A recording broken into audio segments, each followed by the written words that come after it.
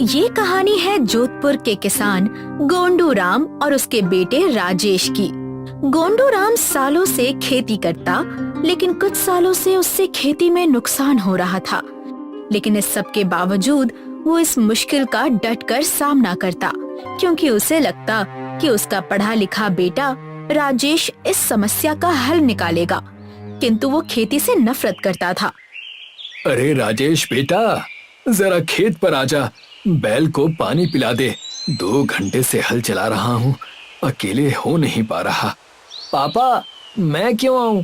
मुझे तो खेती करनी ही नहीं। ये सब अब पुरानी बात हो गई।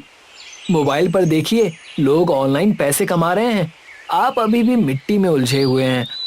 बेटा, ये वही मिट्टी है जिसमें तेरा बचपन गुजरा है।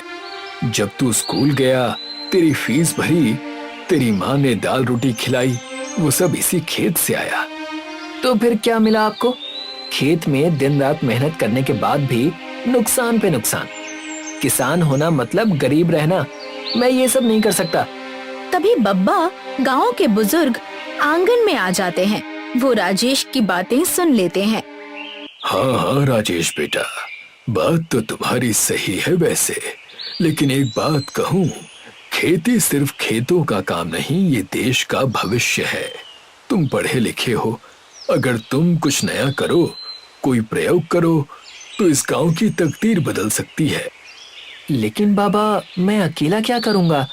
सारी दुनिया तो इस राह पर नहीं जा रही ना। दुनिया जब जब भटकी है, किसी एक ने ही रास्ता दिखाया है। तुम अपने पिता की मेहनत को व्यर्थ मत समझो। जिस दिन तुम इस मिट्टी को समझोगे, उसी दिन तुम्हें इसकी असली ताकत का एहसास होगा। और रही बात तुम्हारी, तो तुमने तो विज्ञान की पढ़ाई की है, तुम इसका जरूर कोई हल निकाल सकते हो। तो कुछ ऐसे विचार थे राजेश के खेती को लेकर। दरअसल राजेश ने बचपन से देखा था कि उसके पिता की मेहनत के बाद भी कर्ज चुकता नहीं होता। मौसम कभी धोखा देता तो कभी व्यापारी। ऐसे में वो सोचने लगा कि खेती गरीबों का काम है, और उसका सपना था शहर में जाकर कुछ बड़ा करने का, जिसमें उसकी भी कोई गलती नहीं थी। अपने पिता को रोज हारता हुआ देख वो क्या ही खेत में रुचि लेता। हे भगवान, मुझे आशीर्वाद दीजिए कि मेरी जल्दी ही किसी बड़ी वैज्ञानिक कंपनी में नौकरी लग जाए, ताकि मैं बड़ा आदमी बन सकूं और मेरे माँ बाप का पालन पोषण कर सकूं। पापा से तो मैं कह कहकर थक गया कि छोड़ दीजिए ये खेती वेती, लेकिन वो मेरी बात सुनते ही नहीं। कितना भी कह लो, यही कहते रहते हैं कि ये सब मेरा सपना है, मुझे गांव वालों का भला करना है। लेकिन ये सब मुमकिन नहीं है। अब मैं उनको ऐसे हालातों में और नहीं देख सकता। बस जल्दी से मेरी जो कामना है उसे पूरा कर दीजिए भगवान जी, पूरा कर दीजिए। राजेश कई महीनों से शहर के बड़े बड़े दफ्तरों में अपना रिज्यूमे भेज रहा था।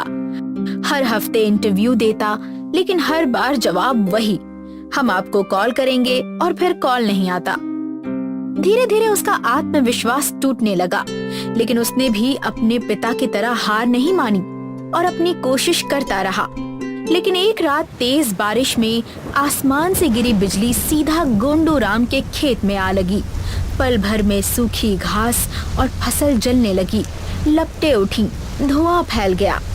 गांव वाले पानी की बाल्टियां लेकर भागे, लेकिन आग इतनी तेज थी कि पूरी फसल राख में बदल गई।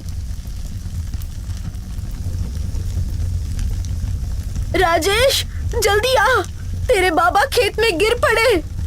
क्या? पापा! गोंडू राम की आंखों के सामने जो दृश्य था, उससे उसकी हालत बिगड़ गई। उसे अस्पताल में भर्ती किया गया। मरीज को सदमा लगा है, इनका ब्लड प्रेशर गिर गया है, अभी इन्हें आराम की सख्त जरूरत है। राजेश। हाँ पापा, बोलिए। मैं हूँ आपके साथ। सब खत्म हो गया बेटा, सब खत्म हो गया। तू सही था, ये सब झूठ है, इससे कुछ नहीं होगा। ऐसा पहली बार हुआ था कि गोंडू राम खेती छोड़ने की बात कर रहा था। वो हार चुका था। राजेश उसकी आंखें साफ साफ देख सकता था। राजेश को बिल्कुल अच्छा नहीं लगा, और जो इतने सालों में नहीं हुआ वो आज हुआ। राजेश ने कहा, पापा, मैं जानता हूँ कि आपका सपना क्या था, खेती का अपना व्यापार, ताकि आप ही नहीं पूरे गांव के लोग आगे बढ़ सकें।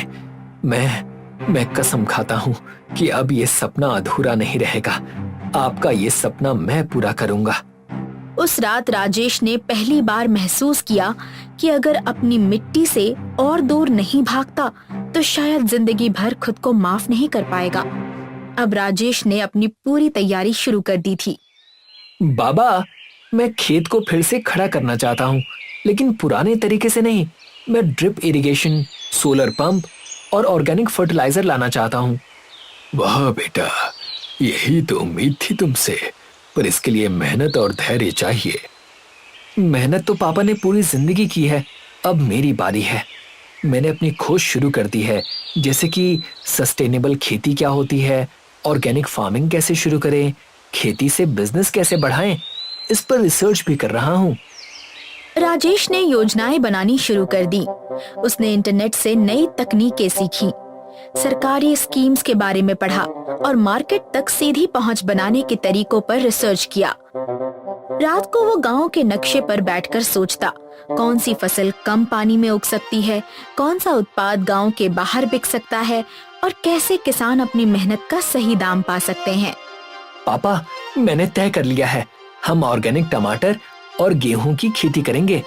फिर हम उनका प्रोसेसिंग प्लांट लगाएंगे, पैकेजिंग करेंगे और शहर के मार्केट में सीधा बेचेंगे। बिचौलियों को बीच से हटाएंगे। तू सच में ये करेगा? हाँ पापा, और ये सिर्फ हमारा नहीं, पूरे गांव का प्रोजेक्ट होगा। हर किसान को जोड़ेंगे, सबका फायदा होगा।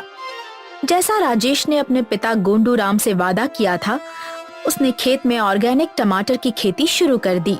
लेकिन ये रास्ता आसान नहीं था। कीटों का हमला, पानी की कमी और बाजार में दाम गिरने का डर, सबने उसकी परीक्षा ली। राजेश, ये पत्तों पर कीड़े कैसे लग गए? पूरी फसल बर्बाद हो जाएगी। पापा, घबराइए मत, मैंने पढ़ा है, नीम का जैविक छिड़काव करेंगे तो कीड़े भाग जाएंगे। और मैंने ड्रिप इरिगेशन लगाया है, कम पानी में भी फसल हरी रहेगी। कई हफ्तों की मेहनत के बाद खेत में लाल लाल रसीले ऑर्गेनिक टमाटर लहराने लगे।